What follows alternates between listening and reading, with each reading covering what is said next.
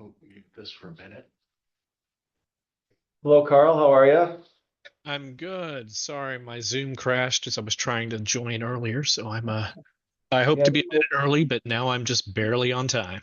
Yeah, no worries. We're waiting just another minute for Allison to get into the room, and then I think we'll be getting started. Awesome. Hello. Hello. Good. Grab a chair, sit wherever you want. Kellen is connected, so I don't know whether Okay. you're ready to share as well, but regardless, he's ready to share. There you go. Okay. But if you are going to share, it's just like last time. Join Okay. the meeting, no You can audio, listen to, hopefully, right? and everything will be great. Okay.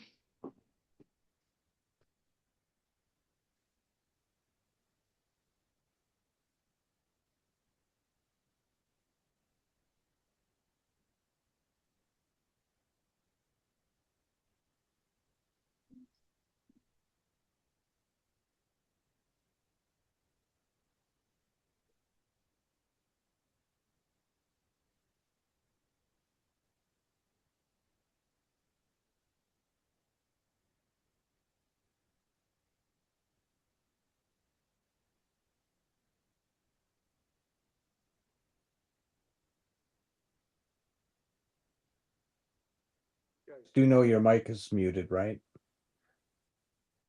Our mic is not muted. Uh, Could you hear me? now I can, yeah. Something, oh, the video was freezing. Ah. Yeah, you guys sound great. I have been reminded though, I will mute myself in case my dogs start chirping.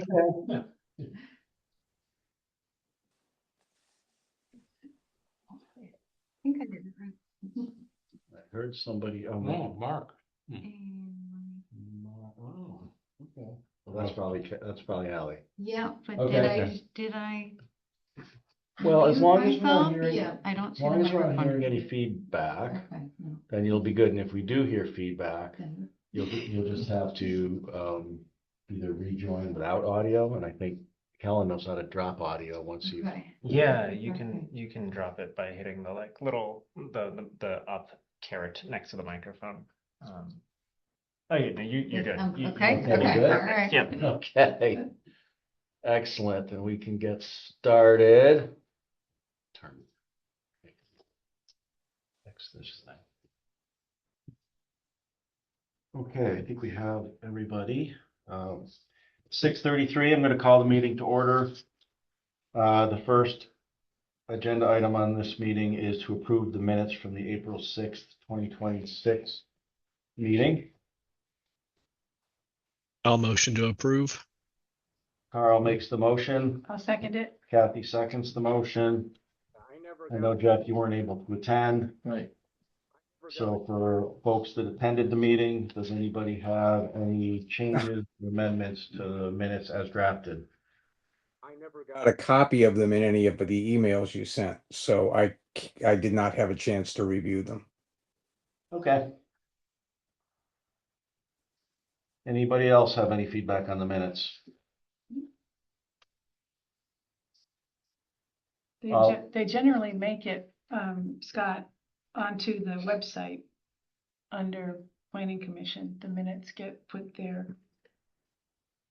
I haven't had a chance to look, and I did speak as a citizen, so I will look at that later, not tonight.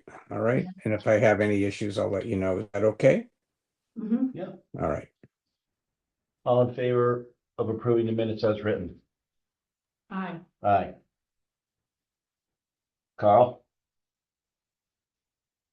He's. Carl, you're muted. Oh, sorry. Yes, I Okay. am as well. All right, very good. All opposed? Okay, the next item on the agenda is citizens' comments. Does anybody on the call have a comment that's not related to something on tonight's agenda?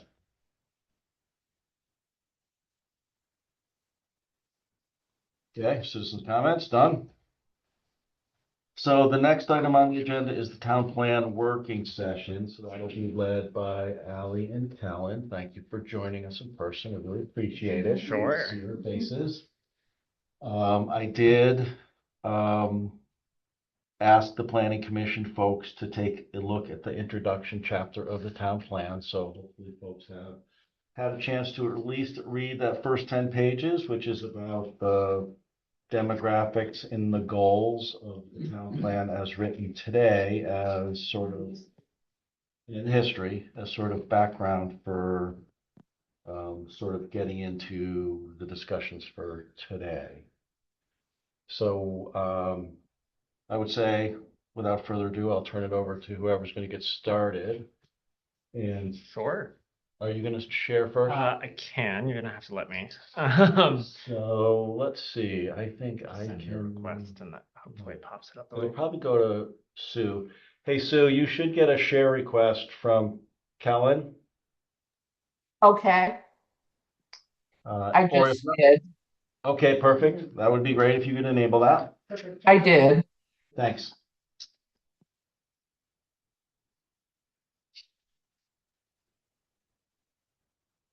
Hey, there we go. All right. Okay. Oh, smooth. Love when that happens. Do we have anything we want to say before we just hop into the presentation? Well, you know, we're working obviously on your municipal planning grant. We had our kickoff meeting at the last meeting where we talked about possibly starting by looking at where Chester is at currently. Kellen's presentation will give you a snapshot overview of what that looks like, and then we'll have a discussion afterwards. Okay. And you're thinking that these graphics could actually be embedded in the town plan? Yes. Yeah, as anything figures or that exhibits, yeah. really, Yeah.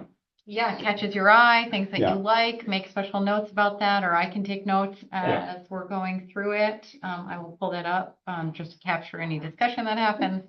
And same, if there's something you really like or that is interesting to you. Well, I I'll got find it. previewed them and I thought they were pretty interesting, but we'll see. All right. Yeah, I mean, I made these for this presentation, but if people like them enough that we want to stick them in the plan, we can stick them in the plan for sure.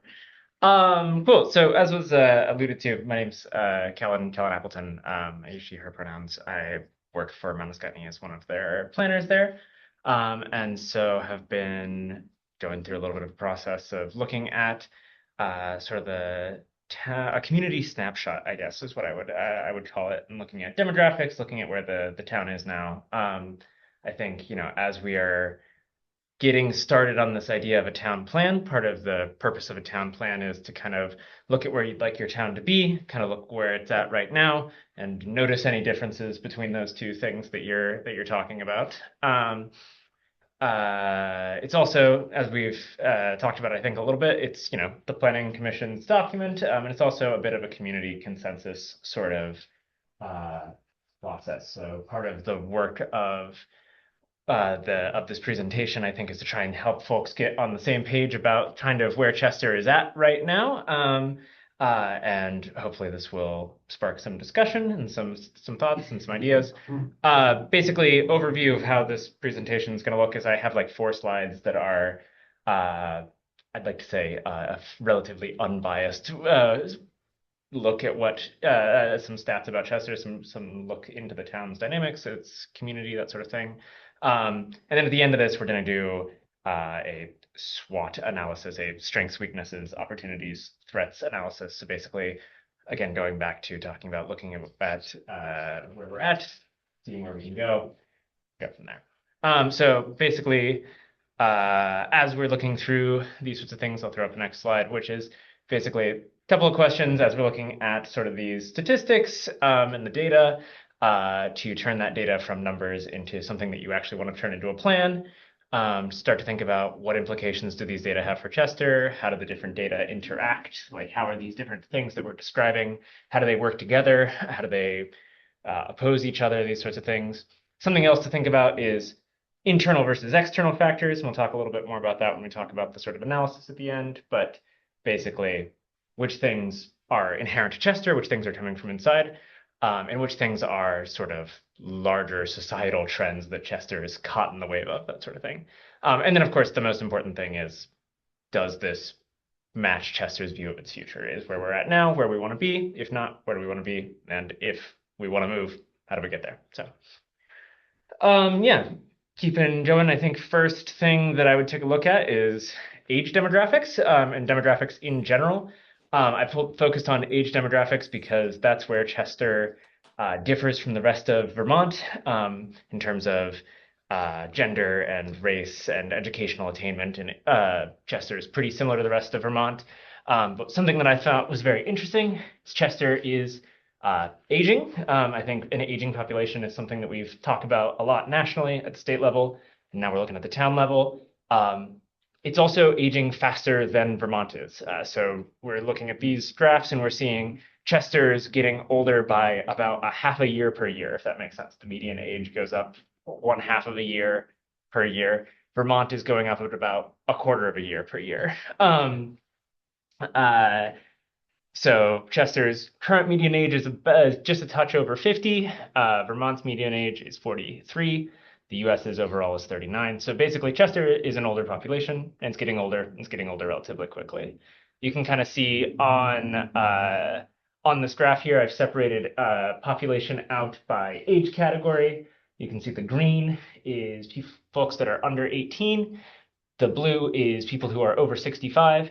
And the red is everybody in the middle. And you can kind of see the number of folks that are over 65 is increasing and is increasing pretty steadily.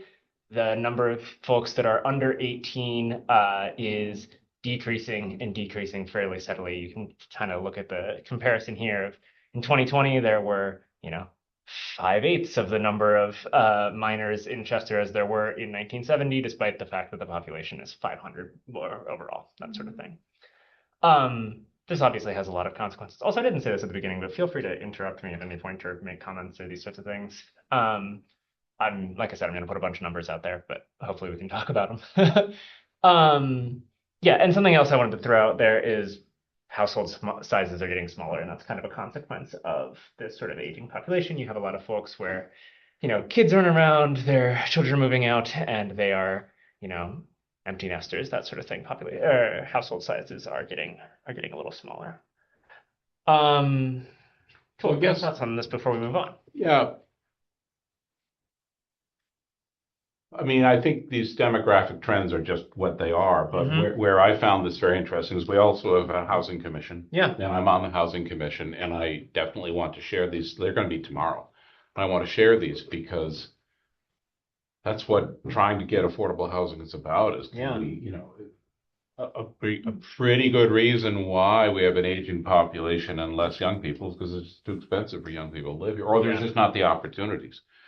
It's also jobs, but I think that the housing is the biggest factor. Yeah, I think that makes a lot of sense. I mean, you're going to talk about it later that there are a lot of people who commute to other places for their jobs. We don't have to produce the jobs here, but we do. If we want them to live in town, they got to have a place to live.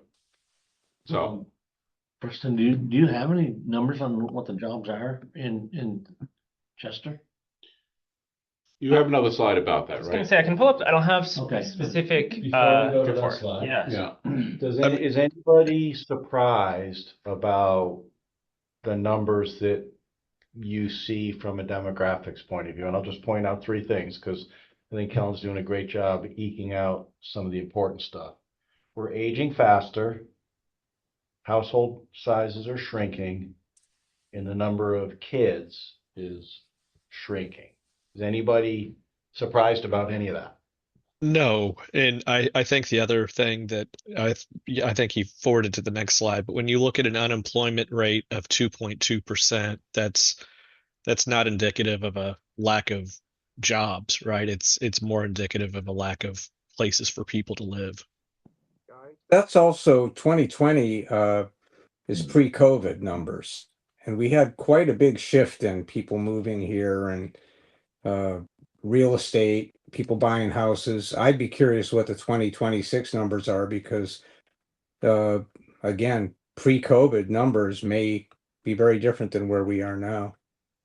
Yeah, I think that's an interesting point. So I'll address that a little bit, which is I chose to use 2020 numbers here because that's the last time that we have a decennial census. And so these are actual recorded numbers of saying, hey, we knocked on everybody's house. This is what's going on.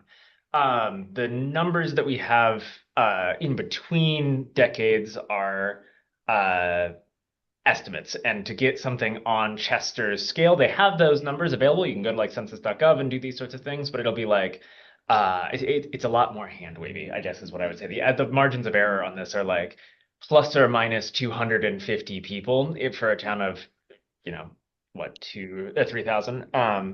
And it makes it hard to draw any like real conclusions out of the patterns. But I agree with you. I think this is something that we're going to need to look at as things It's are. very important. If you look at the green, starting in 2000, 2010, and 2020, it's essentially within one, going down 100 every decade. Yeah. So, and that's the important. That green is our kids. And that green tells us how many families are here with kids. And if that number has gone back up 100 or more, which is a possibility, I don't know. I think that's important to know. Are we on an upswing after COVID because of everything that happened? I would love to know that. Yeah. You know, Scott, a very good point. The anecdotal feeling is that the folks who moved here during COVID were the ones who had the money to move here, and they aren't necessarily the young families, but we don't know. Yeah. Well, you certainly can ask school enrollment. Yeah. Has that gone up at all or down? Mm. And we certainly have a grip on deaths that took place in town. Mm-hmm. Don't always know, somebody moves in and doesn't register to vote or. Sure. But you're right that the minor population minors, you know, stayed pretty level to 2000, and then boom, you know, 2 years it's just falling. Like I said, 100 a decade. Yeah. Well, and even if you said there could have been some shifts from 2020 to 2026 based on COVID, I don't know if you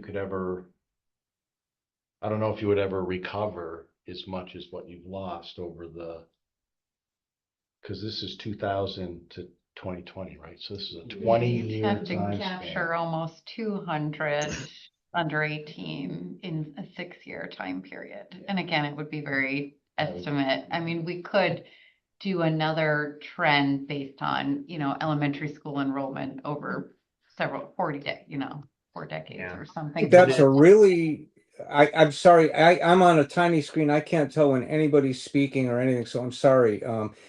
The last thing I want to do is interrupt, but with the economic development, the housing committee, the business development, we've got all these irons in the fire now that are brewing and getting ready.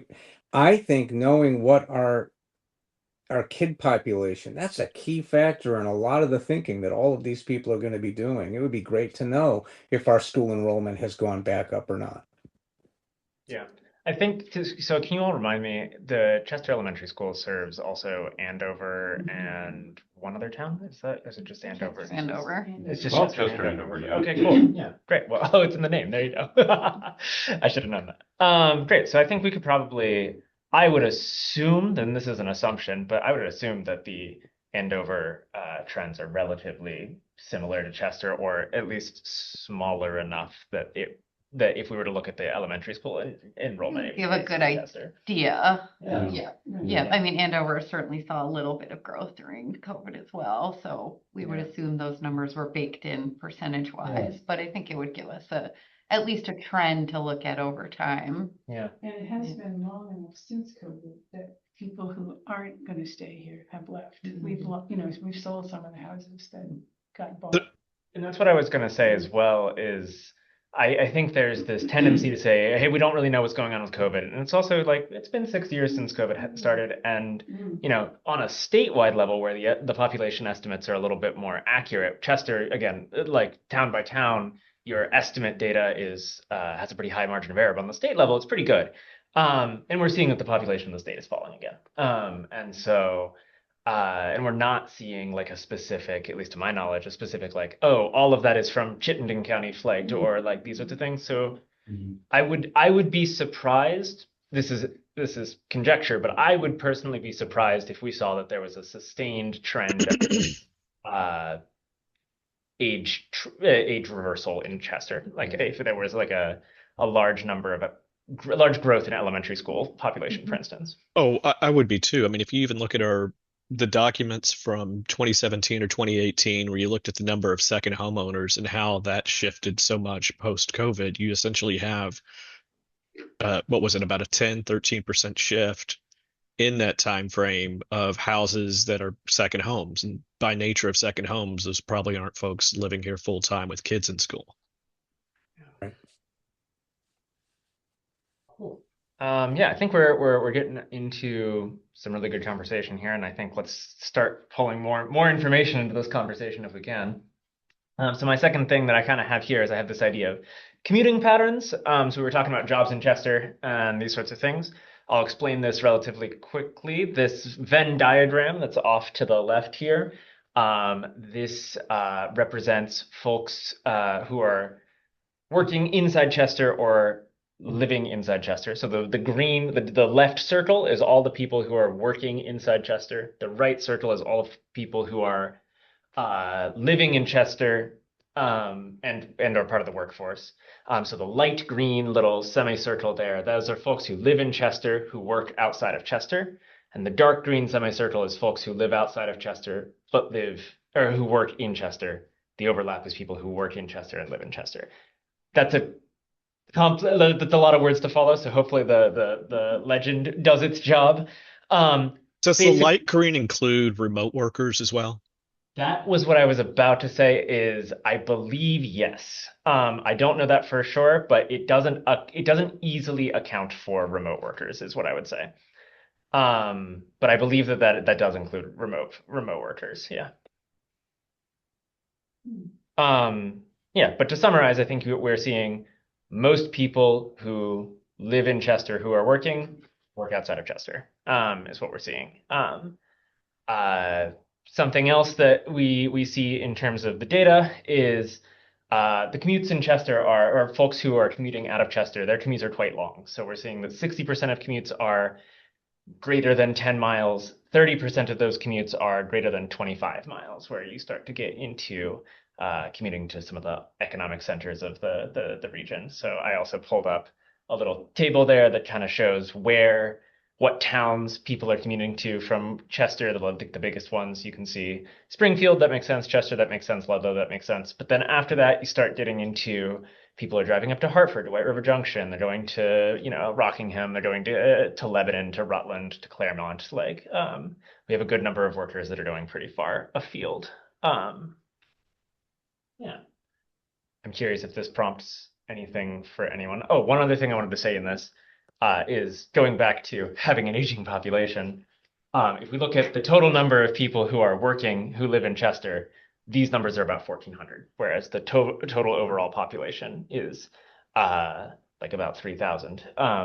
And so it's interesting when we throw around these numbers too that are like 2.2% unemployment rate, and that's unemployed people who are participating in the workforce. But we're also seeing only about half the people in Chester are participating in the workforce. And of course, that includes retirees, of which there are many, and children, of which there are fewer. But it is an interesting stat, I think, to notice.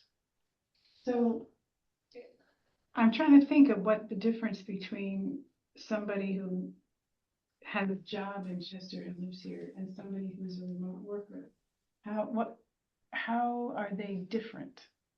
They're I can't think of an impact they would have. I would say that they're not considerably different in terms of economic impact. The reason that they are included in that light green is because that's how the census treats them.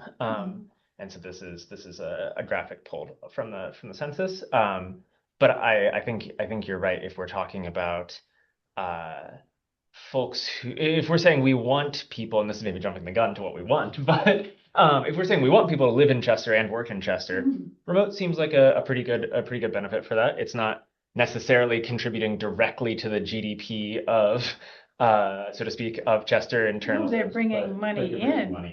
Yeah. There's a lot of people who get pensions and things from countries, from companies out of state. Yeah. So, but they're bringing money here and spending it here. Nobody's Mhm. going down to Hartford, Connecticut from their insurance pension. So. How was this data? The date 2023 is smack in the middle of COVID as well as in between the 20, it's in a Mhm. period of time that we didn't have population on, and this seems really granular. How was this collected? Good question. This is data from this is the American Community Survey, which is that sort of estimate that we were talking about earlier, where I was saying it's a little hand wavier. This is the Census Bureau taking a subset of the population as a sample and interviewing them essentially and asking them a bunch of questions. For verification, I also chose a year prior to 2020, a couple of years prior to 2020 to look at or to compare Chester to, or sorry, to compare the 2023 data to in Chester rather. And it's about the same qualitatively. 2023 is just the most recent numbers that the Census Bureau has published in this format. So that's why I used those numbers. Yeah. Can we get down to the individual level, or is that hidden? Like of who is commuting to where and like Yeah, or the census data does not, the Census Bureau does not publish that data because of like privacy concerns. right. In fact, if there's a category that's smaller than I think, like I can't remember exactly how many, they may even not publish that the results of that. And you can imagine certain demographics that qualify for it in Vermont, where if you're like 100% of I don't know, whatever, doesn't matter. But like yeah. Well, so I'm trying to, like everything else, I look at the data and try to figure out, is first, what does it mean? And second of all, is it a good thing or a bad thing, right? Yeah. So if I said, is there any, like from a town's point of view, if I said, is there anything wrong with having a large number of people that live here, but then go somewhere else to work? If I said, is that a good thing or a bad thing for Chester? I don't really know. One might say, well, they're living in town and we're collecting their taxes, but maybe they're not putting that much of a burden on the town because they go somewhere else to work. I'm not sure whether that makes sense. So if we looked at this information, would we say we as a town would really like more people to live here and work here? Or would we actually say, no, we want more people to live here and go work somewhere else? I I think the question, if we go back to the other slide, is are they living here? Are they working here? Are they dropping our median age? Is a question. And then also, what are they doing? Going back the other way, when you look at our aging population, and this is part of the gap analysis that our team will kind of review on Wednesday, but look at our aging population and look at what aging populations need and look at what Chester has and the gaps that exist between those two things. Like, it's not a bad thing even to have people from outside of Chester coming in here to provide services that are needed. So yeah, it's kind of hard to determine, but when you look at the broader scope of school consolidation that's happening throughout Vermont, and it's not a bad thing to have a bunch of young families with kids that are living in Chester. And so whatever facilitates that, I think is going to be healthy for the community. Regardless of where they work. Exactly. Right. So that's why I'm trying to, and Carl, I think, you're on the Economic Development Committee. So would you have, if you were looking at this data with an economic development hat on, how would you think about it? I've been a big fan from the Economic Development Committee standpoint of playing to Chester's strengths. I don't think that we would necessarily want to put in big manufacturing Chester or bring in really large infrastructure to spur jobs, because I don't think it's necessarily in Chester's DNA, and it hasn't been since, World War II when a lot of other places took off and then slowly died as things were outsourced. I think having diversification of employment and remote being, one of them. So if you lose a plant, all of a sudden you don't have 20% of your population that's now unemployed is a good thing. But I'm definitely a bigger fan of anything that facilitates affordability and attracting people with younger families to help service the population as it ages.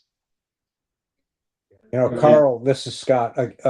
One of the things you just talked about was industry. In order for us to see a larger medium green in that chart, we would have to have a fairly increased industry and jobs, which would probably change the face of our town. And Exactly. so, right. Yeah. And so here's the irony of all this drama about a school budget revote where 13 teachers were on the chopping block, right? Anybody who's going to come here and move here that has a family is going to be looking at things like, they just let 13 teachers go and voted down the budget. We're not going to move to Chester. We should be looking at what can we do to increase the families who live here and get the kids, that's the lifeblood of any community. Okay. 100%. And a lot of those decision.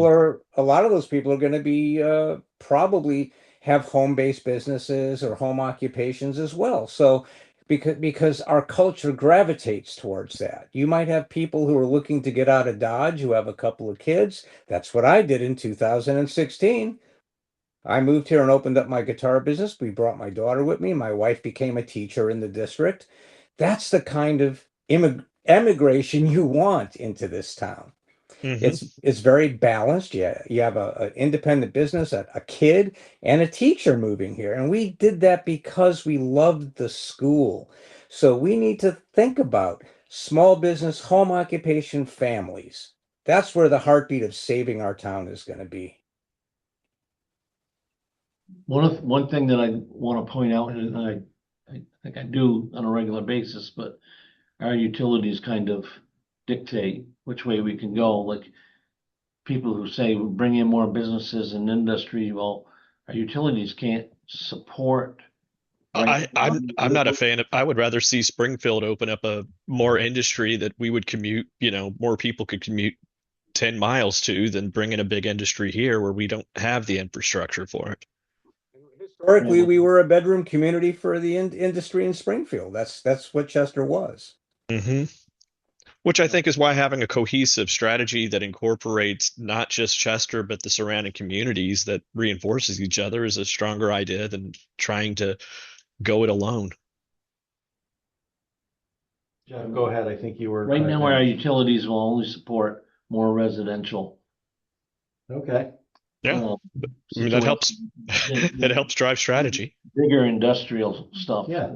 Because especially businesses are one thing, but the industry that will use more power, will take up more wastewater, right, and use a lot more water. We're not at the point where we can do that. Any more businesses. We have one large business that takes about 30% of our water and wastewater right now. And we can't take any more businesses like that. It provides like over 100 jobs here, but and like Carl, I'd prefer not to see the industry coming in here. It will ruin the aesthetics of Chester. Okay, so I mean, this is a great conversation because if I basically said, and I'll kind of put a leading, kind of statement out there. In some future version of the town plan, it would say something, if you read between the lines, that we're not really looking to increase our, industrial base, our manufacturing base. Like, we're not looking to build medium-sized or large businesses in the town of Chester. That's not a goal of the town. Would people agree with that? I would agree. Okay. I think small business, home occupation, neighboring communities that have those resources for us to work in, and then we'd preserve our charm and be a functional city, functional town, and we'd have families and kids in the schools. It would be ideal.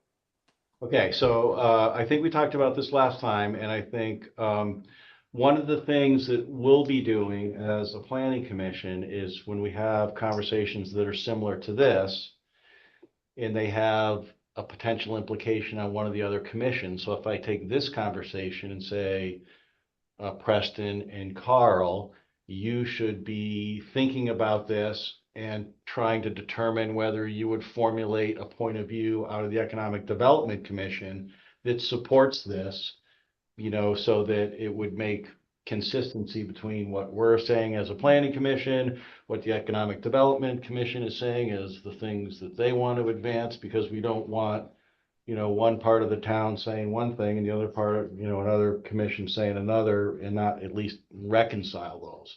So when we come across things that we think are meaningful in terms of a future direction, we'll either cross-connect with housing, economic development, whoever it is, and say, hey, this is what we're thinking, what do you guys think?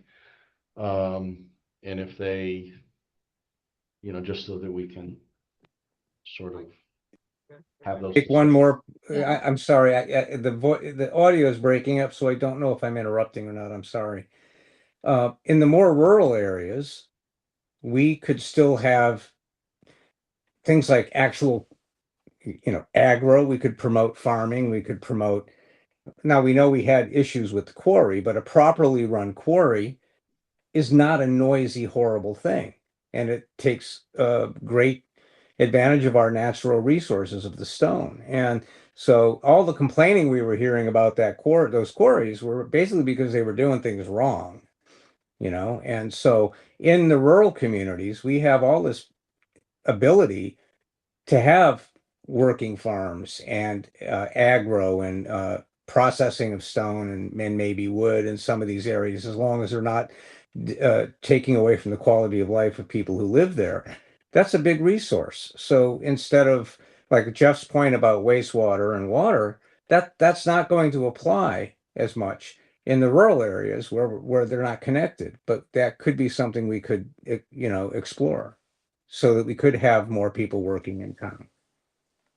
Yeah, I'm fine with that. I think, again, part of my, thought process here is to actually lob things out on the table that either agitate you or make you think about, that doesn't make sense. So if you said, that sounds great, Scott, but you know what? Chester's not going to survive on farming as its future strategy. So what would be your response to that? I would agree.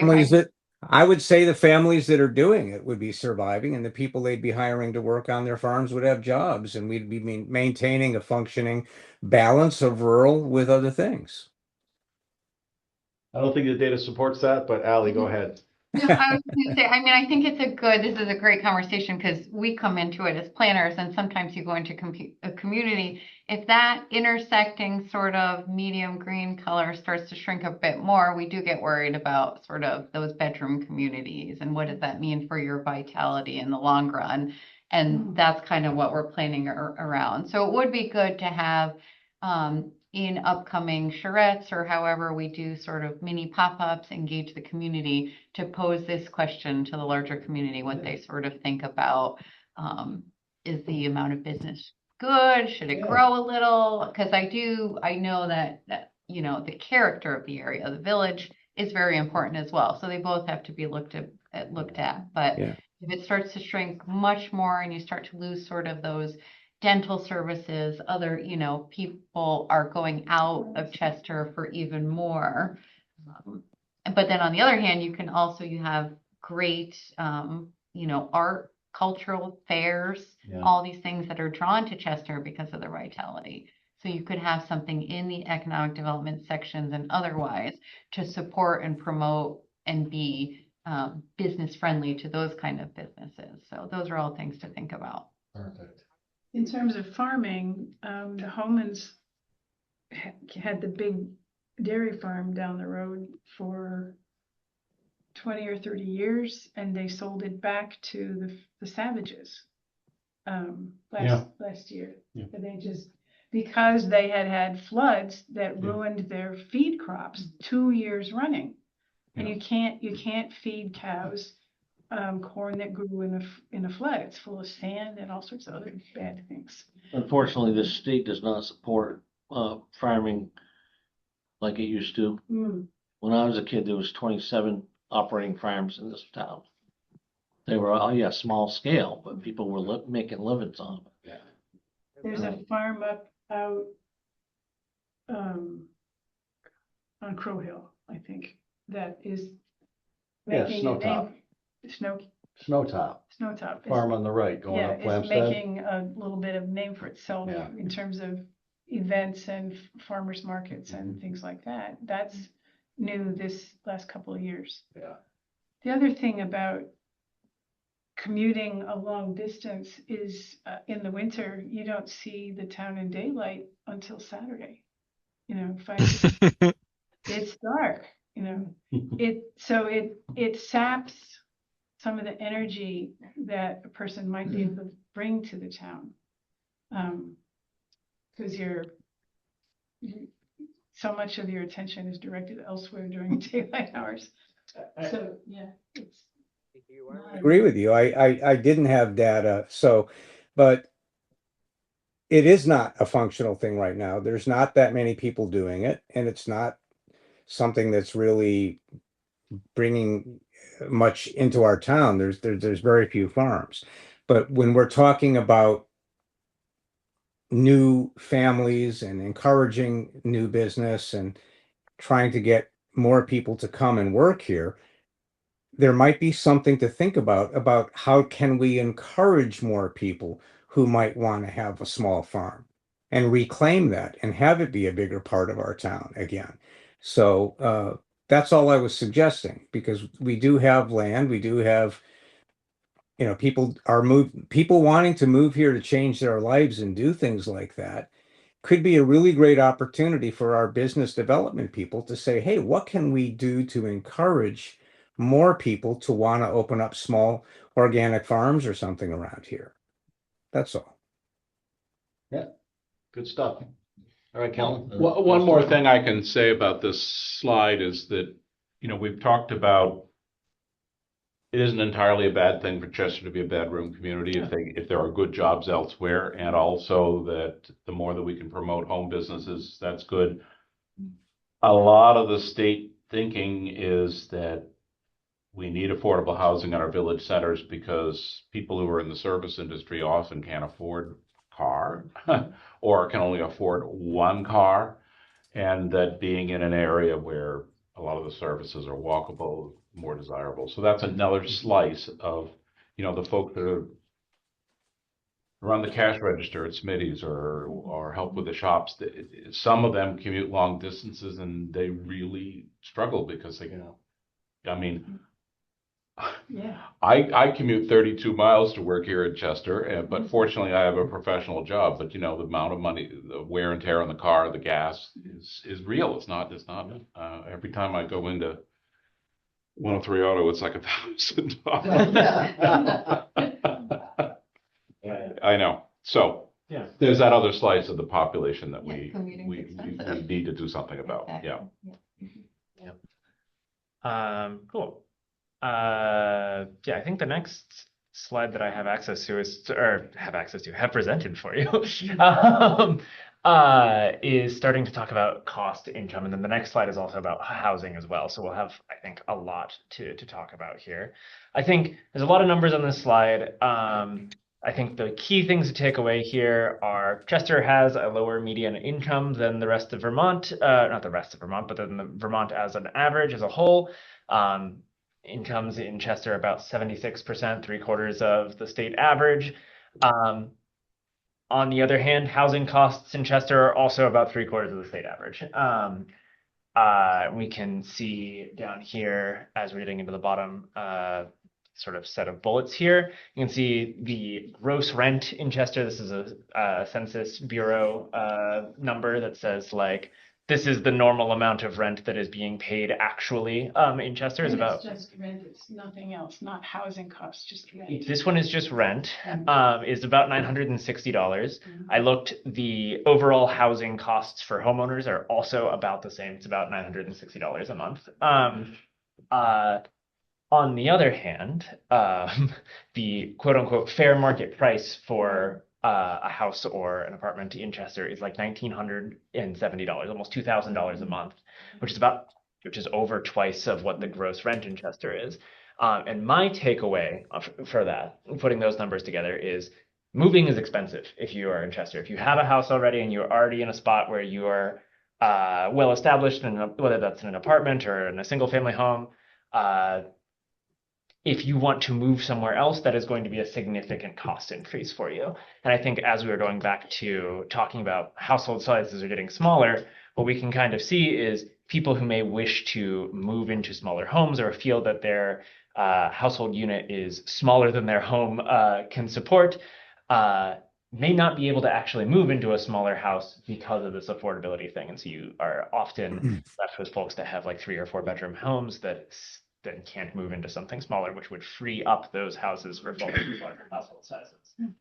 For the median income, do you have that broken apart by demographic? Is that just of people that are working? Is it by age by any chance? I'm just wondering.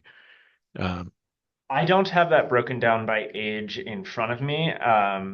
That's for the town as a whole. That's not the people working here. That's what the people living here are making. That's what the people living here are All making. right. All right. Yep, Thank that's you. a good distinction. That's not the average wage in Chester. That's the average amount of income that is coming in. Could be coming from out of state. Could be coming from out of state. If you're working in Lebanon, siphoning that Dartmouth Hitchcock money down here. Yeah. Yeah. Yeah. We're also seeing that the cost of housing is increasing. I've got gross rents per year down in the bottom right corner, but you're seeing that rents are increasing. And again, we're using this as a corollary for housing costs in general because they tend to move at about the same pace. We're seeing, we're increasing by about 2.5% to 5.5% per year between 2013 and 2024. And that's matching. Chester is matching Windsor County, matching Vermont. We're seeing that it's following the same sorts of trends. We're also seeing, I'll just throw this number on here, average home sale price in Chester in 2025 was almost $500,000. Which is inflated by the number of second homes. Yes, that's price sale. It's not necessarily reflecting the demand for folks that are living here, but and we are finally seeing more smaller, more modest properties selling. Oh, good. Yeah. This year. So if people are buying those homes who living out of state and using them as rental properties, long-term rental properties, I don't know the numbers, but that could also account for the increase in rent. If people are buying a home who live out of state and are renting it out, they're going to probably want to charge more rent than might have been being charged there before they bought the house. It's possible. I don't think I saw data, and I don't have it in front of me, but I did not see data to support that the proportion of rentals in Chester is increasing.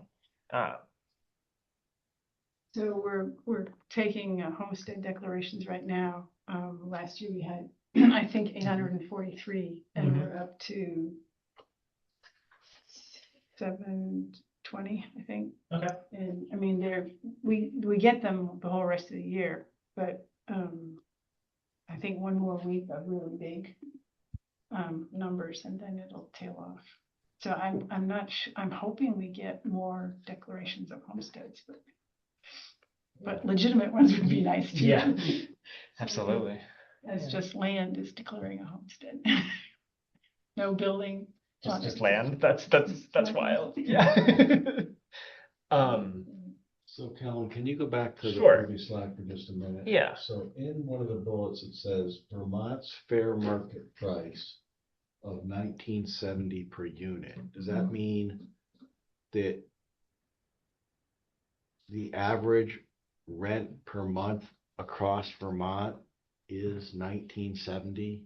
That's not quite what that means. Okay. It's close. That is, that is something that bears some explanation. That is a housing and urban development number that is used for Section 8 housing calculations.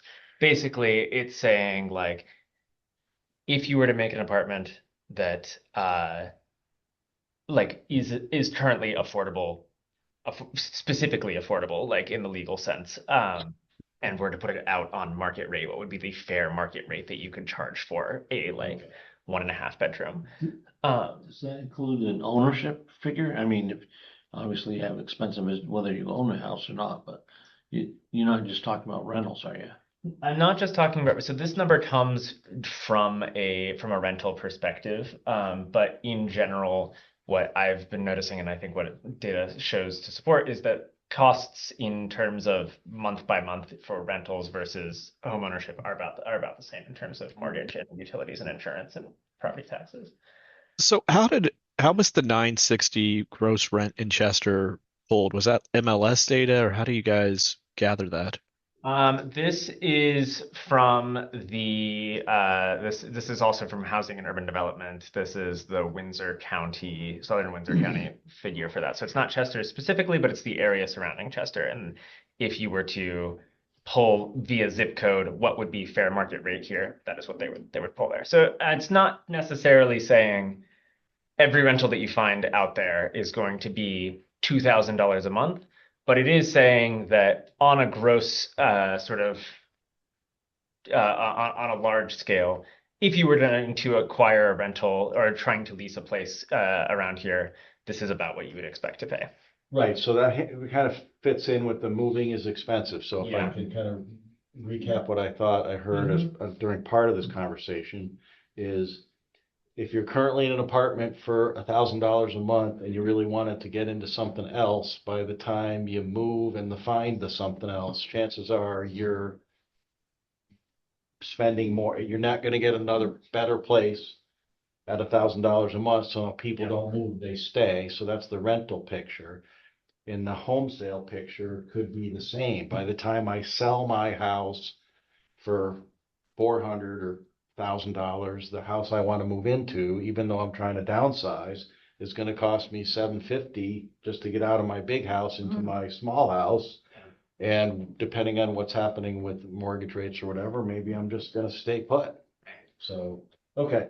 Yeah. So This used to collect until this year.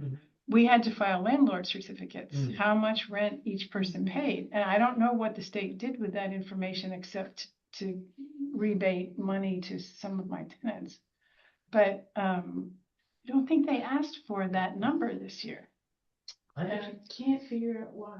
I don't know. I had to put names. Don't know on. why they wouldn't have. I know Yeah, that they're that's still tracking and there's surprising. so Well, whether I just struggle with the numbers themselves, just because if you ever go on Zillow or Realtor, you don't see anything that's less than 960. You just see a lot of figures that are more than 960. Zillow is there to get people to sell their houses. No, I'm saying on the rental side, like if you Right. search for rentals and the units, like they don't, you don't see any houses that are less than $1,000.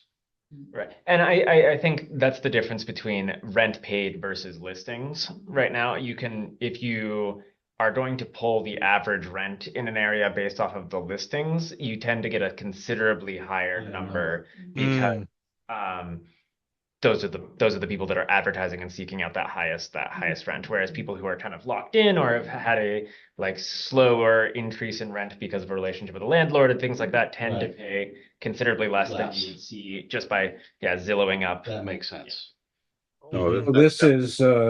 This is data that goes back 5 years ago that ended 2 years ago. And in the last 2 years, things have probably changed as far as costs going up and rent going up and everything else going up. So that might be, Carl, why you're seeing higher numbers now. But from the 2019 to 2024, that median 960 gross rent rather was probably pretty accurate. And my guess is in the last couple of years, it's probably gone up a bit.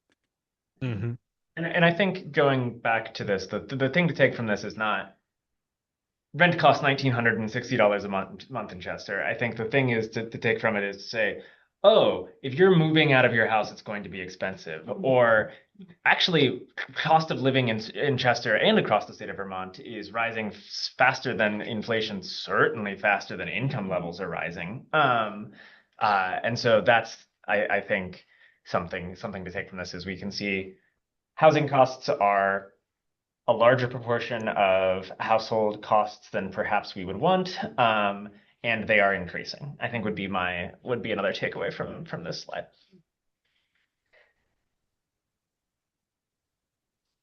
I might move to the next one, and it's also about houses, so we can continue to be talking about it. So this is a heat map of Chester's housing right now, as it currently exists. In units per square mile. The sort of brighter colors, the blues, the reds, those are the places with the highest density. Once you get into nothing, then that is nothing, or not nothing. It is between 0 and 20 units per square mile, which is not nothing, but tends to be a quite rural character, I think. So you can see, yeah, kind of what we might expect is that housing in Chester is concentrated around the highways. It's also concentrated downtown in the village center. You can see something that I have written down here is that oh God, where did it go? It's about half the houses. Half the houses in Chester are within 1.5 miles of the intersection of Main and Depot. So like you can see that little bubble around there. That's where it's at. I also put on there because you all have just gotten that neighborhood development area approved. That's in that little that area is those cross stripes that you might be able to see there. So you can see, hey, there's already a good bit of density there. Maybe a little bit more, certainly more room for more density to go in there, but it corresponds with that. It would be strange if, for instance, the neighborhood development area did not match where there were already houses. So great. This is great. This matches exactly what we want. Something I put in here as well, going back to census data, 2020, we're looking at about 1,800 units in Chester. That matches all the numbers that I've seen more recent than that, maybe some increase. I think 2024 estimate is like 1,850, 1,880, something like that. 94% of the housing units in Chester are single family homes. So they're one unit, not apartment buildings, not duplexes, but single family. And something that I've put in here, and I'm sure that I will get some questions about this, is about 27% of them are characterized as seasonal or vacant houses. Which these are the exact phrase here is seasonal, recreational, or occasional use homes in the census data.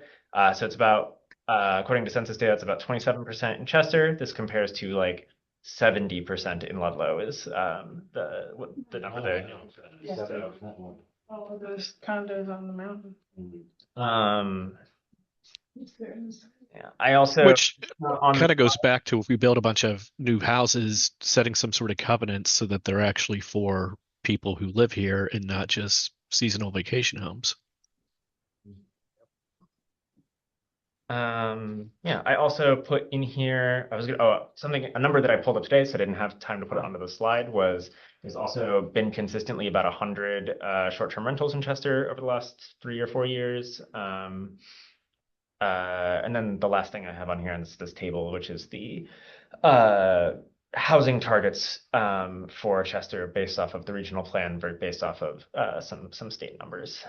So we would expect that if our housing goals are met, Chester's going to build some houses, and that's based off of the neighborhood development area. It's also based off of population existing in the town. It's also based off of capacity for wastewater and sewer. Yeah. These are more numbers. I'm curious if people have thoughts. What Carl said about if we build housing, making sure that it's full-time residents in some way, that's going to help keep our schools open, which is going to help keep our community vibrant. If we just slap up houses and people buy them up and start turning them into Airbnbs, that's going to kill our community, frankly. So your targets are 810 additional units, is that what you're saying? Which is like almost 50% more than what we've got now? It would be 800 units constructed, which doesn't, which accounts also for replacing things which may be demolished, Mhm. but it tends to be new. Yeah. Those are additional. That's on the units. high end Yeah. for the 2050 number. So there is a big, there's about a 400 Right. spread there. But that is the sort of quote unquote expectation at the moment. Yeah, so Preston, do you have a comment? Are you- Well, I was just gonna say that this is driven, the legislature has set these goals, and goals are goals, but what, just serving on the housing commission, can we build over 100 houses in 4 years? No, geez, no, it's so hard. Everything is so hard. So, yeah, I mean, we'll try, but, yeah. There are targets, there's no penalties. And I would say regions did look at differently how they spread out their targets among their member towns. Kellen went over sort of the three criteria Yeah. that we looked at when we spread our numbers out. But again, if there's no penalties, a lot of our towns are same, Preston, they're just 100 a year isn't happening. And then Mhm. the other thing Sure. is that, the grand bargain in Act 250 was that you could get 50 houses on under 10 acres being exempt from Act 250, but they want us to put up 800 houses. Well, how many little projects do we have to have? That's It's just, 16. it isn't really, they said it was a Minor. grand bargain and it was gonna help the town. Well, it helps a little, but it isn't as good of a It's bargain not as. going to just no. magic wand to No, raise it's not. 800. And something I would say about these targets as well is, yes, so we're saying there's no penalty for not meeting them. There's not like a thou shalt build 800. These numbers are coming from, okay, what is a reasonable pace of growth that we want Vermont to have? How do we replace our old housing stock? How do we end homelessness in Vermont and make sure that there's enough houses for folks, and account for the fact that a number of our houses are going to be second homes for folks. And the numbers that we're come up with are these numbers. So the question, I guess, is not, oh my God, are we going to be able to do this? But Yeah. what happens if we don't? Like, what Yeah. pressures are we going to continue to see if we don't meet these goals? Which we are saying, yeah, I don't think we're going to build 200 houses in Chester in the next 4 years. Yeah. So this is the question we're thinking about in terms of when. Yeah. Plus, we have vacant properties that we need to fill. I mean, during COVID, before I checked with, talked with some real estate people, and before COVID, there was like 75 properties in town, and that weren't, they were up for sale or whatever. Then during COVID, they all went away. And then now things are kind of normalizing or whatever. People have decided it's safe to go back to where they came from or whatever. So there's still vacant properties. Yeah. And unfortunately, they're being run down because they're not being taken care of. So, I think we need, that would be something we need to work on too, is get the vacant properties sold and Do we have, occupied. like a count of how many properties with water service are empty? No one's. Oh, I'd say I can think of a dozen right in the village right now, Wow. just off the top of my head. So. Yeah. And if I may, You mean nobody's living in them? It's not like they come up on the way, it's nobody's living in it. Right. You're basically, there's There's no charges. Street. Yeah, well, we do know that one, Yeah. yes. And you got some on School Yeah. Street. Yeah. There's a couple of them, Yeah. down there. Yeah. And Cobley Street. They were nice houses at one time, but nobody's lived in them for a while, so.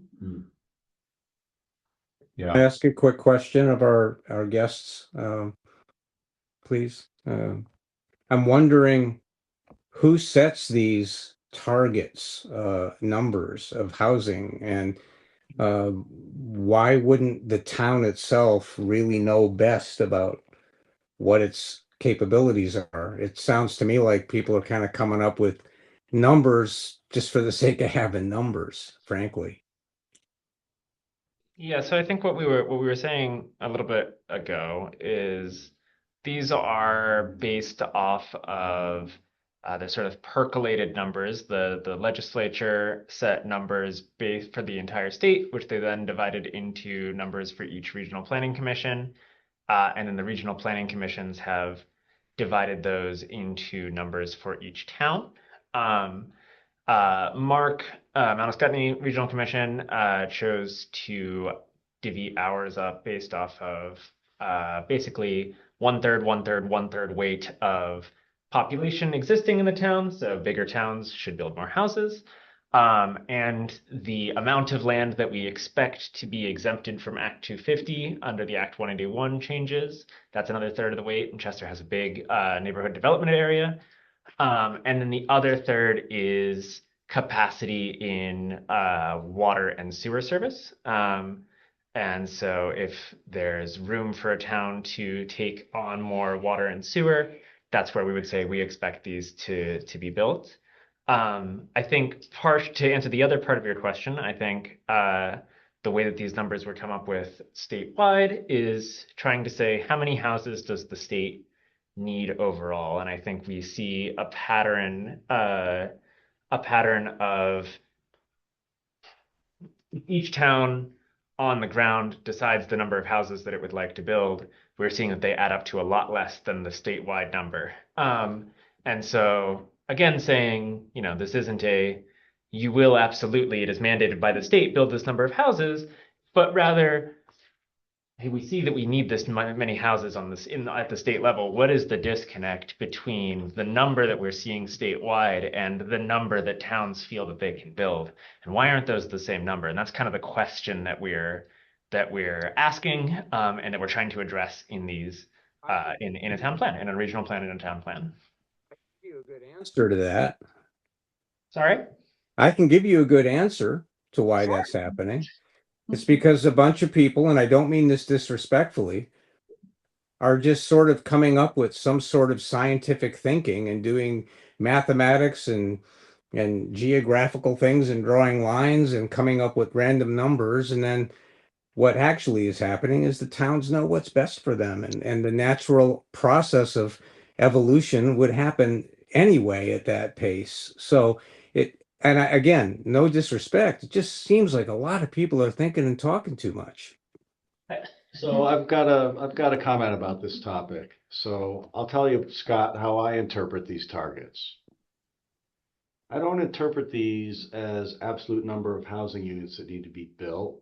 I interpret this data as sort of, hey, towns, if you don't have some kind of target to shoot for, you might do nothing. That's what some towns might do. And at the end of the day, the amount of housing that's going to get built in Chester is going to be driven on economics. We see this in the Housing Commission all the time. A developer doesn't take on a project if there isn't a need for housing that he thinks he can fill and the finances don't pencil out on that development. So you can put whatever numbers up you want, but if it doesn't pencil out and the developer doesn't take it, the housing doesn't get built. So that's one control factor there. And the other control factor, or maybe it's not a control factor, but the other reality is I believe there are some towns that would basically say, I like things just the way they are. I don't want any housing. Just leave me alone. I don't want to play in Vermont in the housing game. So I agree with you. Put a number out. Sometimes you have to put a number out there to send a message that says something needs to change. We need more housing. We don't know exactly how much we need. We don't know how it's all going to happen, but sort of a do nothing strategy is not a good strategy. I agree with you, and what you said makes perfect sense. But Kellen asked a question, why are we seeing a discrepancy in our numbers and what the towns want to do? And my answer was an explanation for that. And I actually do think there's a little bit of shock value. The legislature did a study They want shock value to say, if Vermont was to grow like we want states to grow, this is what they need. And so then they say towns need to do this. And we're all going to say, what? But it's a little bit of shock value. Yeah, absolutely. I Can agree. you unpack the kind of the broader growth strategy for Vermont? I mean, we have kind of a stable and shrinking population and a really shrinking population in young people. So how does, if we have 7,300 houses target high end for Mark, what is the target high end for Vermont? And what is implicitly is that saying where, what obviously it's to attract, housing is a hurdle to come to Vermont, so it's to attract new population, but really what is it getting at kind of at the macro level? And then, I mean, I know at the Chester level, I mean, you can see it. We're losing 100 kids every decade, and we probably want to, at least hockey stick that to stabilize, young people being lost. Otherwise, we're going to be a community in 30 years with no children, and average age of what would that be? 15 year, 65 years old. So, To 80-year-olds is what will be. well, no, with we're no 50 right kids. now, and we're aging. We're aging half a year every year. So Yeah, we need that's more. right.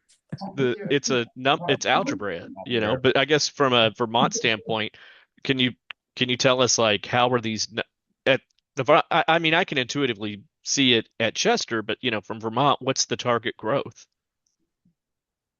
I can answer this if you You want. can, you can start, and sure. My answer is I don't have the numbers. Oh, in I think front it's. of me. I love that. Oh gosh, that's not answering it. Love that. Please pull it up. I was gonna say I'll have to stop sharing my screen, but I can go find Yeah, it. let me find it.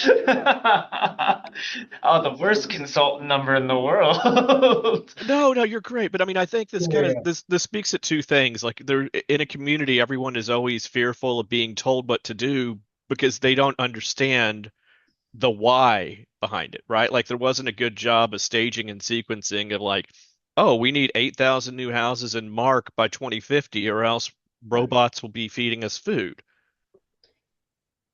I was gonna pull up. If you all are not familiar with housingdata.org for Vermont, it is delightful. Let me see if I can find our housing need.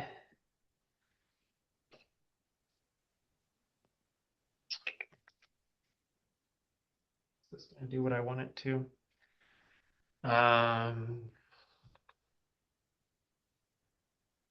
You said you have. I had Yeah, I was just 40,000 looking at in my graphs. head, and it does, just pulling it up, it says it's often cited as 30 to 40,000 goal statewide. By 2050, 30 to 40,000. So I mean, that's implicitly if you look at what average 3-person per house, they would like to see 120,000 people come into the state versus not leave. necessarily. So that's I think yes, if we assumed that every house was going to be occupied by a new household, but I think a lot of the housing that we're looking at and a lot of the housing that we want is not necessarily just putting more single family homes into here, but creating smaller houses, Diversifying opportunities for that folks to housing. downsize, that Yeah. missing middle housing, things like townhouses, row houses, these sorts of things to create a little bit more room in the market for there to be a little bit more fluidity and not have everyone trapped into the houses that they're currently in, these sorts of things. If we're looking at Vermont and New England in general, but Vermont especially has some of the lowest vacancy rates of houses in terms of houses on the market, rentals on the market, houses for sale, has some of the lowest vacancy rates in the US. And so there's just like not a lot of room for there to be an equilibrium found in Vermont. And so when you have people in these houses, you're also seeing this is also part of the reason that we have the oldest housing stock in the US, and also the part of the reason that we're seeing these costs go up. We're seeing a mismatch between household size and house size, like these sorts of things. So it's not necessarily, I think you're right that there's probably some strategy here that says we'd like the population to increase a little bit, but it's not necessarily increasing it by 1/6 of a population. Well, I mean, Yeah. even if it was, to add 140,000 people over the next 30 years, that's still not a lot of people to be at. When you think about populations in other states double every, 7 years, moving 20% over 30 years is, I mean, that seems really steady and stable. Like it's not. Yeah. Yeah, and I'm not saying one way or another towards that number. I'm just saying the housing goal does not necessarily correlate 1-to-1 with a population growth goal. I've already made a note that it does correlate 1-to-1, and I've prescribed it to you. So And it was in pen, and there's nothing we can do about it. already jotted it down.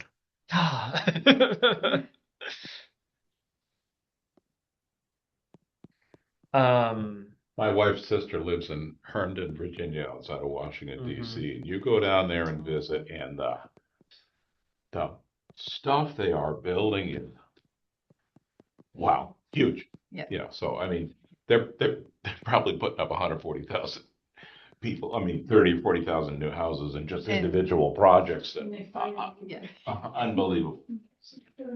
I know it. So yeah. You don't have to go to Washington, you can go to Glastonbury, Connecticut. Yeah.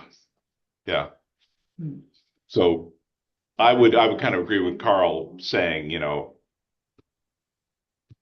30 to 40,000 new houses statewide is not that big a number, really. Yeah. When you parse it out to towns, we're saying that's still too big, but it's not that big a number, really. Just it's not the scale we're used to. Just put your money where your mouth is. That's what That's pretty much all the slides that I have at this point, and except for moving into the SWOT analysis, if you want to move that way. Yeah. How does everyone feel? Time or I think we should spend at least a few minutes, let's just make sure everybody, even if it turns out we'll have to take this up again in another meeting, let's get,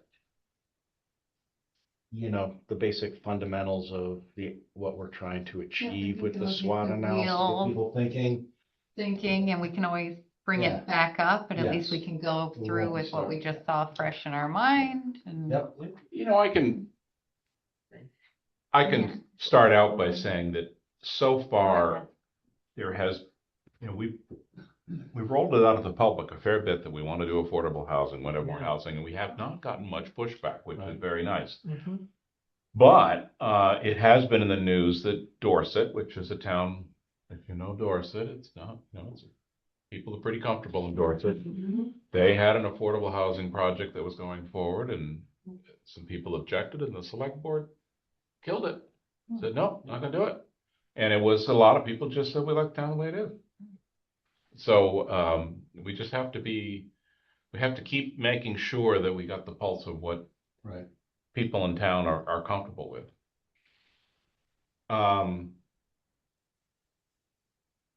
And that is, well, I don't know, I'm rambling now, but that is a bit of a concern how many houses are people going to be that comfortable? Yeah. I've had some people, when we talk about a 30 to a 50 units, they say it's way too much. And I say, well, what do you think about Pleasant Brook? Well, that's fine. Well, it's 24 units. Well, yeah, that's fine. So it's what people are, I don't know, it's a perception thing. Well, but at least in, I guess what I'm trying to say in my rambling here is that if we set goals in the town plan that are too ambitious, there could be pushback. Yeah. Or if they're not sold anyway, explained. There's already tremendous pushback about the 30-30, 50-50 thing from the rural communities. So you'll often hear me say it's in the presentation, and that's why bringing people in and having as much dialogue as possible is so important, because there's a lot of misinterpretation of things on all the forums on Facebook and everything, and people are getting their pitchforks and their tar and feathers ready when they don't necessarily need to. So yeah, we have to be careful. Well, there is, I guess, in that vein, Scott, there is a segment of town that whenever you say the state tells us this is what we need to do, they get their backs up, and that's what some of these housing projects will be. Some people will say, well, I don't care what the state's telling us. I had not noticed that. We kind of learned, even with our zoning changes, we had to phrase it that these are changes we want, not these are changes Montpelier says we need to make. Yeah, that's a very good point to reinforce. When this is all said and done, this isn't the state doing something to us. This is our town plan, and when we're done, this is what we believe is the best for the town. Yeah. So there won't be the state's making us in this next version of the town plan, so. Yeah. And I'm fine That's with, precisely why we need to be careful and mindful, because it's on us. yeah, but I'm okay with a little healthy contention as part of the process of getting to something that's not just a do nothing town plan. You know, we could do a do nothing town plan, which is just kind of rinse and repeat whatever you got to do to get the document done. But I don't think that's what we want to do, and we don't want to have the most aggressive town plan so that we get, all the axes and pitchforks out, every day. So, We've as had far as- how many years has it been since we've had zero growth? 100 or more? yeah, so whatever we're doing, it's not working, is it now? That's right. That's right. So to get back on track for this part of the meeting, just to give you some guidance, Ally, like I tend to try to keep the meetings to no more than 2 hours unless we Okay. really have to. So I'm happy to go to 8:30, and if you or less, you decide how much you What time want is it now? No, I think that how much you want to get done. 8:30 is a reasonable goal. There's 7 slides, but it's discussion based, so we can, take it as Yeah. quickly or Yeah. not as quickly. It's really just a continuation of what we were already talking about. Sort of the goal of the SWOT, we've already looked at. Some of the major trends and themes have been emerging through the demographics and data that was just shared, housing, commuting patterns, all of the pieces we looked at. We're not looking, the goal of this SWOT to be sort of an exhaustive list of to put it very mildly, the good and bad of Chester. This is more to sort of focus on those trends and themes that will help you and us shape the town plan moving forward. So we're not trying to list everything about Chester. We're trying to identify big themes. And it's not meant to be everything that's good or bad. Sort of things that are helpful are the trends, and less helpful are things criticizing maybe pieces. The roads need plowing faster. Or a good thing. I really like Ramutos we have a Ramutos, there's a pizza place that's attractive, but that's not really that's not gonna help shape our Yeah. trends in Think the town bigger, plan. right? Think bigger. Big picture. Examples there: housing, village vitality, economic development, economy, commuting patterns, all of that, quality of life. So when we're thinking about the SWOT, going through it, in purple is really those internal factors about Chester. Those are things inherent to Chester itself. Those are the strengths and weaknesses are going to come from inside of Chester. The external pieces that are, threats or outside influence, are pressures that affect Chester as we go through it. We will first focus on the internal assets, the strengths and weaknesses, as we move forward. So I've put some prompting questions in here as well as some examples that will help us kind of keep the flow going, or if it's easier for folks, instead of just listing assets, it's kind of thinking about what are those assets that make Chester work well today. Could you note Sure, some, I'd be or happy maybe to. if you could, Yeah. so I would think of it as what's working well in town. I think Chester has incubated several businesses. They grow to a certain point and they leave, but there's something about Chester that seems to encourage independent thinkers. It's hard to say exactly what it is, and business forms, and then it gets big enough that they move out. I think that you're exactly right. And when you look at, what Scott did whenever he came to town, Penske, with his it attracts artisans, right? Like there's not a lot of places that you can put a shingle on your front door and live on top of it, kind of thing. And that's definitely a strength. One of the reasons I moved to Chester as a remote worker, I mean, being able to live here, which is literally like living in a national park, and having Gigafiber in my office is phenomenal. It's another big, we have, fiber is large. That's a major Yes. trend as you Yeah. think about remote working. Is that a good, bad? I didn't So, think about yeah. that, but Mhm. Yeah, Remote. fiber is a It's huge, huge. yeah, I It's wouldn't have been huge. able to come here if we didn't have that kind of infrastructure. Right. The other thing that I hear often from many people is Chester has great services. So police, fire, ambulance. that's great. You know, for a town our size, the services the town provides are not, they're really good. And I think people appreciate that. Yeah, I was- Especially regionally, as services are declining, EMS, fire, policing, some towns are having to think about regionalizing those services because they can't keep either volunteers or paid professionals in those positions. So it's definitely a highlight to Chester and an asset. And I know this seems kind of wild, but another reason why we moved to Chester specifically is we're 50 minutes door to door to Dartmouth, which is like top 20 across all modalities for medical care. I mean, it's just, you would have to be, I mean, you can't even say that if you're on the outskirts of Boston going to some of the better hospitals in Boston. Like it's easy. Can I share a little thing about how my business, as a guitar maker and repair guy, what Chester has offered that has helped my business? That might be something you're interested in.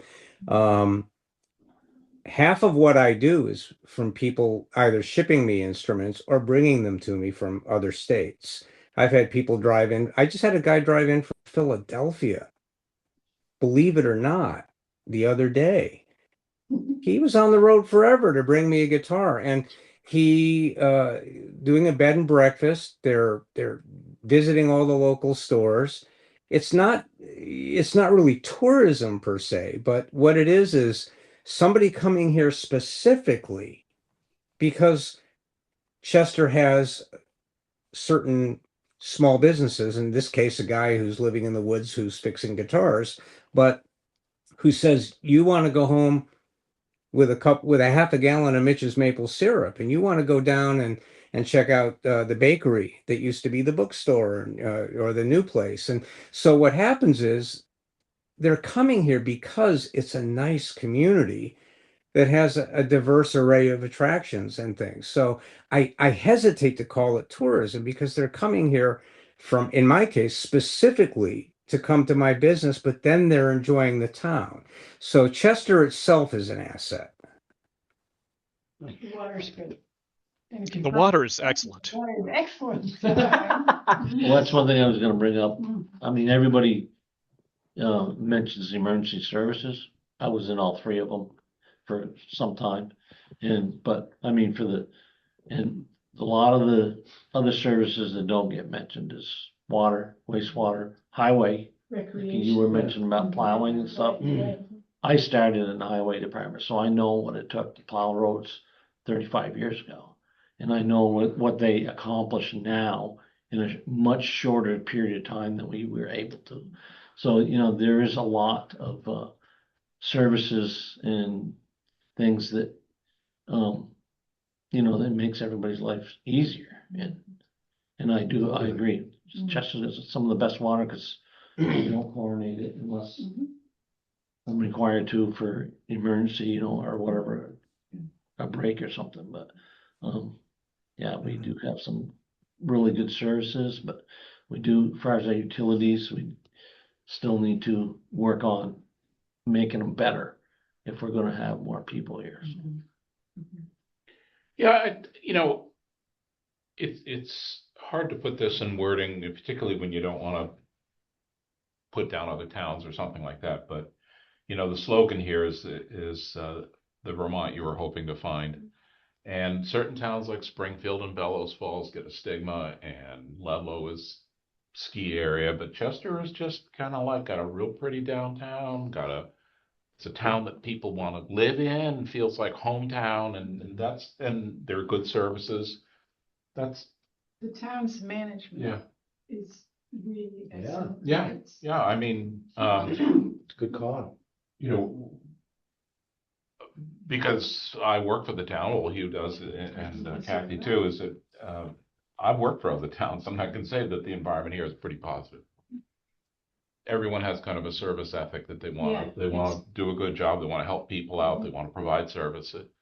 They're not just coasting or, One of the things that Yeah. promotes that is the people that are running the departments are Yeah. from here. This has Yeah. been their home. Yeah. So they, you know, they're not just doing it for a job. They're Right. doing it because this is what they Right. do.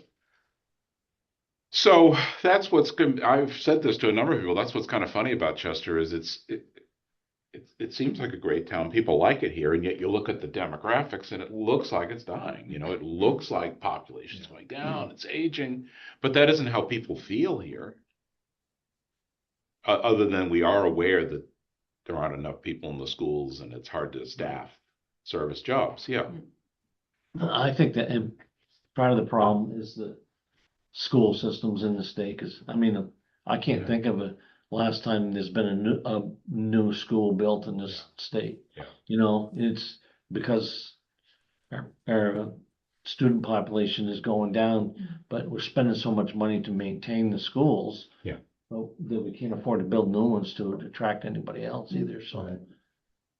Another part about the schools is I've spoken to people in their late 30s who went through the school system, and they're saying now it costs a ton of money to do the special ed Okay. requirements.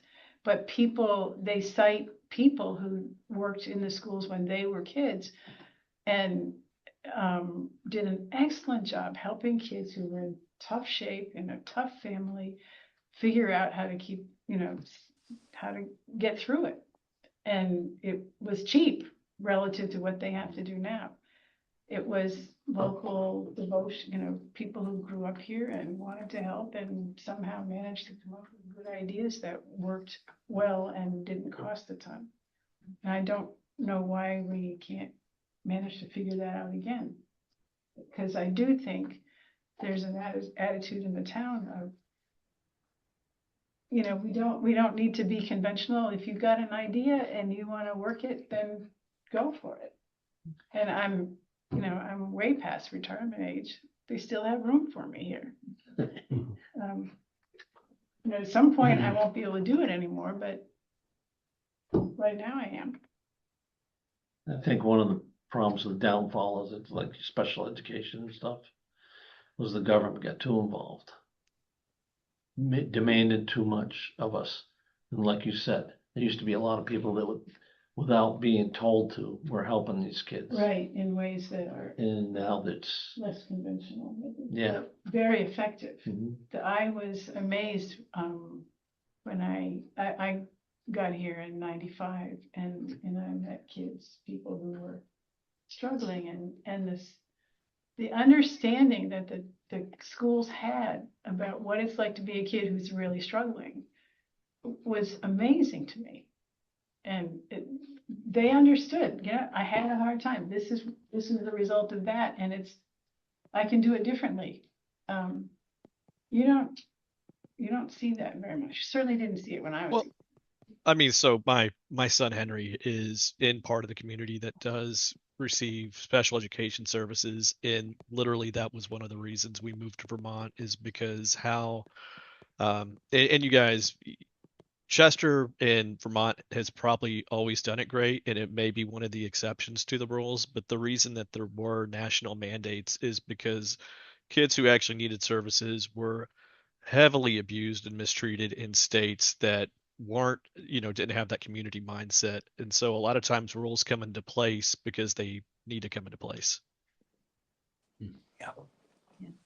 I'm hearing a lot and I don't see it as a strength. I want to make sure when I think about the strengths, I also think about not just what are the assets that work well, but what would you not want to lose as a way to answer it. And I feel like I'm hearing school. Does that count for both the elementary and the high school? Would you consider both of those a strength for town? Absolutely. That's a huge drawing. If you're going to try to attract families, being able to walk to school is amazing. Not having to drive 30 to 40 minutes to a school is amazing. Yeah, I think an in-town school and high school is Yeah. is a big strength. I mean, I think the other thing, some of it's on the screen, but everybody that you ever run into and you say Chester, they say, oh, you've got a great village green. So the village center is a strength, that we should make sure we preserve. It's been called a jewel that we Right. need to preserve, yeah. And I think that, for a town our size, the stuff we have going on with the rec department at the Pinnacle, we have a pool, we've got Yeah. fields. So there are things that I think a lot of towns that are our size, they just don't have them. I mean, you hit upon the infrastructure and the amenities here. Chester punches way above its weight. I mean, it's got 64 miles of vast trails that are maintained by the local ski group. I mean, I've never been on a ski mobile in my life, but that's an asset. I feel like that could be capitalized on if So it's is- integrated more strongly. Thing. We have a good. Many towns in Chester have their own disc golf, skating rink, and swimming pool. I mean, Mhm. it's crazy how nice the Pinnacle is. And I think the other thing I'll just say to round out kind of the recreation angle is that, Chester does have really good proximity, to the different ski resorts. So you're Mhm. 8 or 10 miles to Okemo, you're only 20 miles to either Bromley or Magic. So probably within a, 40 to 50 mile radius, you can probably get to 6 or 7 ski mountains, which is kind of, not a lot of towns are near 1 or 2, but somehow where we're located, there seems to be a bunch of them in the proximity. So, people that like to ski. I'm sorry. Another really nice thing that, when we came here 10 years ago, we felt like we were somewhere quieter, but we could go to Londonderry, we could go to Bellows Falls, we could go to Ludlow, we could go to Claremont, we could go to Brattleboro. Chester's sort of this little quiet town where you're not that far from places to go when you really want to do stuff. And I'll jump on that as well. I mean, you can hop on a train in Bellows Fall and go to Penn Station in 4 or 5 hours. Like you could hop on it at lunch and have dinner in New York City if you wanted to. Now it would be amazing. I think one of the strengths Chester has is we have a railroad. I don't think we're capitalizing on that railroad as much, but even some sort of connectivity between the mover and Bellows Falls to bring people up here who do want to spend the weekend. Good point. Surprised you didn't say something Rail, about that. definitely. Preston, We're coming. you're the train guy. I would have said something at some point, yeah. Okay. It's always nice to If we have someone didn't else say consider. it. Yeah, I was kind of thinking that it's a double-edged sword because on the one hand, 103 is overcrowded and people Corridor, are frustrated yeah. with that. Mhm. But on the other hand, it's a source of business and it's a great transportation corridor for us. Yeah. Yeah, the 11 east-west and then 103 do have, Actually, from a planning point of view, I don't know if we'll ever do it, but the intersections of 11 and 30, if yeah. they just that could be. buy out a few houses and put traffic circles in or something, it would probably make a big difference. Something there could help. We were just talking about this sort of Because ski you just see mitigation these trucks pulling, double wide And that modulars getting through those whole- junctions, and you just like, Yeah. yeah, I know. Yeah. There was a while, I don't know, 10, 15 years ago, when Chester was really at risk of losing its identity or whatever. And because it became part of the Okemo Valley, and we were kind of starting to get under the umbrella of Okemo Mountain. And in fact, to the point where I noticed on our phone book that everybody was sent out, it said Okemo Valley. And Chester's name was not on that phone book. And I stirred up a big stink and warned the select board about it. And, I think they said something to the phone company or whatever, but I noticed the next one It did say Okemo Valley, but it had Chester. Chester's name was, I don't mind being a part of the community, Yeah. but to just completely erase our name, I did not like that at all. And it's, our visibility has come back quite a bit since then, so. Yeah, there's a lot of tension there because Chester does not have its own chamber of commerce. It's part of the Okemo Valley Chamber. And, yeah, Chester so far has been a little too small to be able to support its own chamber. Was there one once? Yes. I can't, Yeah. okay, that's why I did think that there was a chamber. for some- Briefly on the board of the chamber, up in Ludlow. And one of the reasons they asked me to be on was to try to bring Chester into the loop more. And nobody in Chester wanted anything to do with them, frankly. In the history of that, I'm not really up on, but they were more concerned about selling ads and supporting the Ludlow businesses. And they would have been happy to take our money as membership, but they didn't really want to do much to support Chester. That was a while ago, but Yeah. we could support our own, and maybe the business development group is going to do the same thing and maybe do it better. That's all. Yeah, full disclosure, I'm on the Okemo Valley Board, but I joined partly to bring a little more presence to Chester, but yeah, I Mark know. does have a presence as well, and that's probably a conversation for another night. There are some, winds shifting, and Okemo Valley does like to work for other towns outside of just Ludlow, but that's for Going another- back about 6 or 7 years. Okay. So, Yeah. maybe things have changed. I will say also that this is an environment where it's really hard for chambers of commerce to survive. Yeah, Even in so. Woodstock where I live, they have a half-time director because I can't keep a full-time. So the fact that Carol manages to prosper For as much so as he does many is fairly towns, impressive. Yeah, it really is. But Like they the are Ludlow struggles based, and- can't deny that. Yeah. Mhm. I wonder if we should stick to strengths, or do you want to go through them? I think it will take longer than we're at 8:15. We could round it, we could stop at strengths just I- finish I up with just- strengths. Cause I have a feeling if we go into another whole section, It'll be we another. might run over. Yeah. And I have, guess I've been here 4 years. It kind of seems to me that if we were better at describing and putting together all of our strengths and advertising ourselves, it takes an awful lot of time to do that. Yeah, time, energy, expertise, like what's the right way? It's changing so I mean, rapidly. How do you get you- information out there? Is it the newspaper? Is The it town has a perfectly reasonable website, but still, all the things we've been brainstorming here, it isn't like, look at what we have to offer. It doesn't do that. Nor do we have a chamber that does that, just for Chester. Yeah. No. Right, so I think once we do transition into weaknesses, we'll probably, go down a rat hole and list a whole bunch of things that we think we could do better. So instead of kind of going in that lane, which, could be sort of, I won't say depressing, but it'll be not as much fun as talking about how great we are.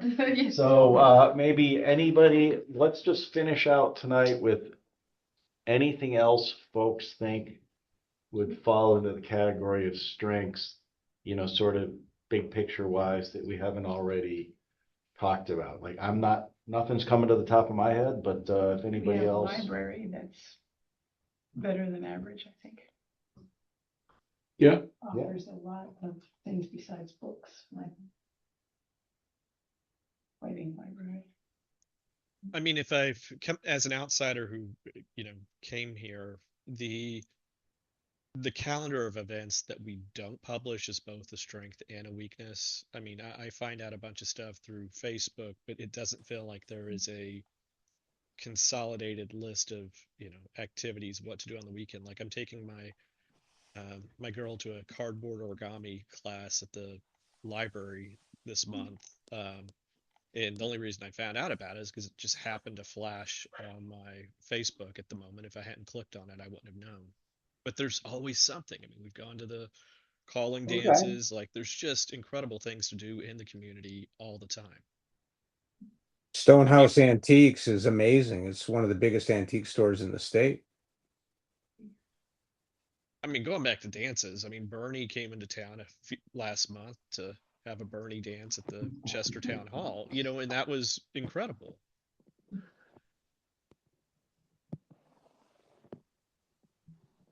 And Yeah, I mean, something like that is both a strength and a weakness. We're saying We have a lot the of. strength is a lot of events. The weakness is we're not really good at having a nice unified calendar.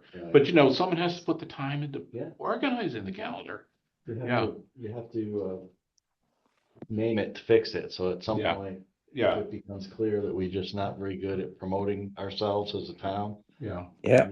We Yeah. need to name that, and we need to come up with a Yeah. plan to fix it. So. Yeah. Yeah. That's the next part.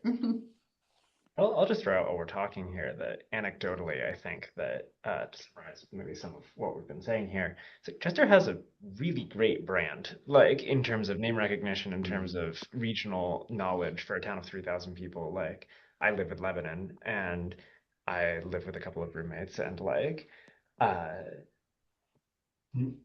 people in my house don't get excited when I come to any other town. And I'd be like, oh, I have a Chester meeting tonight. They're like, oh my God, you're going to Chester. That's crazy. It's so nice. It's so nice there. So Like, it's known. it's known, outside right? of Yeah, Sussex yeah, that's what I'm and saying. So I'm Cleveland. like, Young yeah, people yeah. know It's about name recognition. Like, Yeah. That's a strength. I It's totally. great. Yeah. Yeah. So, This is wandering a little bit, but the tourism division recently got in touch with me and said, we'd like to have some pictures of the Stone Village. I What was pictures?" just gonna say the stone And, houses, like. so these would be a I asked strength. around Like, Julie, the town clerk, hey, are there any public pictures of the Stone Village? No. No, really? So I went and I guess to go in the weeds a little bit, so many of those beautiful stone buildings have all kinds of mature trees in front of them, so you can't like see them. So I took pictures this time of year when you can actually see them, and sent it to the state, but this just to go with my own phone. Yeah. But yeah, the Stone Village is really cool. Yeah, it's very cool. And it's something that Chester is known for. Historic and, yep, I think it's very well known. People, whenever we have people visiting from out of state and we come through here, it's something they remember year after year about Chester. Yeah. I was gonna say, I could also, all of these slides have similar prompting questions on them. It might be helpful before the next meeting that I send them out and Yeah. people can sort of think about what those Right. questions each of them are Yeah. and come with more strengths, and then we could continue the Yeah. let's conversation. Do we have a pickleball court? find out. We do. We do. We have two pickleball Really? courts. See? Yeah. Also Pinnacle. down at Pinnacle. I think. Yeah. Okay. Yep. All right. You know, Scott mentioned that if we only had a quarry that A behaved really properly, great, But we have a do- great library. That Yeah. library is beautiful. but there is a type of granite called Chester granite, you know, that used to have a name, but you know, I don't know. Yeah, there used to be years ago before they were building those stone houses, Yeah. was 7 operating quarries in town. Wow. And, you know, I was gonna say that when we were talking Yeah. about that, it's like, it's too bad that somebody came in and made such a bad name out of quarry I know. for this town, because we definitely have places Yeah. where Yeah. you could still mine stone without damaging the neighbors, you know? Some of significance as We have well. a quarry like that now. It's like, as the crow flies, it's like a mile and a half or something from the quarry that was such a mess. Yeah, And we they're still may, working. we may want to put that in the strength category. Let's not assume that because there was one bad actor that we Yeah. never. Well, Yeah. well, Absolutely. I guess a good point of that is the bad actors came from out of town to do it. Yeah, yeah, Hartford area. So Sue Bailey, who is our monitoring our meeting, just sent me a message and said one of our assets is the upstairs of the town hall, the meeting room Oh, upstairs. yeah, right. Devin Parks. Yeah. Well, the arts, they brought Yeah. the Vermont Symphony Orchestra in, which Wow. I know at Grafton, when I worked for Wyndham Foundation, it's not cheap to go see them. So I thought that was nice. They offered it to the community for like a donation, I believe. I also Well, like that the is starting to fund decorations. the economic. Oh, Carl's talking. Oh, sorry. I was just saying I like the decorations the community invested. I mean, Chester looks like a Christmas village when you're hanging out. Yes. Yeah, I was going to say that the Economic Development Commission, among their many brainstormings, they are saying that more festivals, artistic comedy, whatever, is something you can beef up your calendar, and that's what people come for. We do have the Fullerton, which we hope will succeed, but they need to have reasons for people to come here and stay. You guys remember when they used to have the Christmas thing at the Fullerton where the wagon would be pulled and the kids would all be in costumes and the hayride, and then they'd go in and Santa and the kids would be dressed as elves and they'd have the gingerbread house contests. It was magical. Mhm. That was just I mean, it was awesome even a couple of years ago.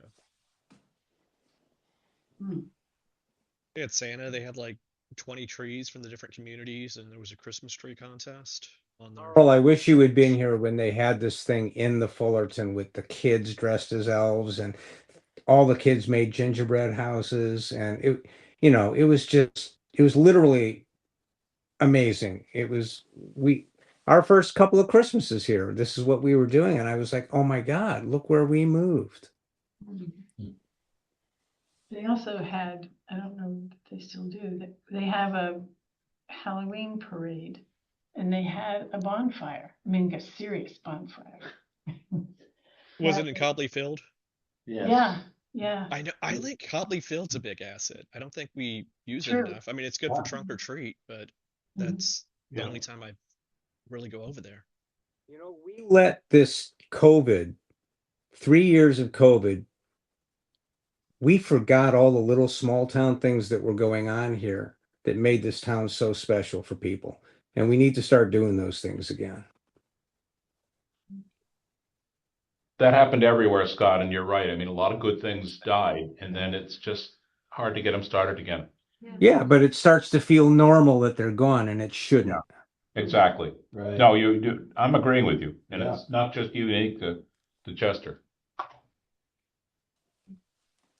Yeah. and- Okay. Well, on the Christmas thing, I don't know if you remember the movie that was made here, Moonlight, Oh, Mistletoe. yeah. That was a big deal. I remember when they were, I felt so bad for those actors though, because they were filming this thing supposed to be in the Midsummer. winter time. They're out there in Parkers and stuff, and it was about 80 degrees. Oh my gosh. That was gonna be Yeah. like, yeah, my sons said they were freezing. And they were sifting down fake snow. Yeah. It was Jim Belushi and Candace, I can't think of her name, but she's in all. Arnold. It was Tom Arnold, wasn't it? Yeah, Tom Tom Arnold. Arnold, Yeah, the one movie he got to be a star. It was great.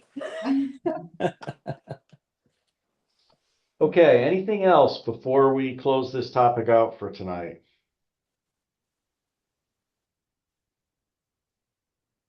Okay.